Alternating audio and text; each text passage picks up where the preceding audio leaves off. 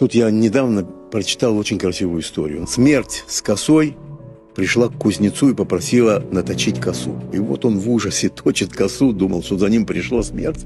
Точит и говорит: не верится, что я держу в руках оружие, которое столько людей скосило. И вдруг смерть подскакивает к нему и говорит: я никого не убивала, ни одного человека. Это не я, а вы убиваете друг друга. Обвиняете меня. Я раньше была красивой девушкой. Я встречала души людей и провожала их на место их упокоения.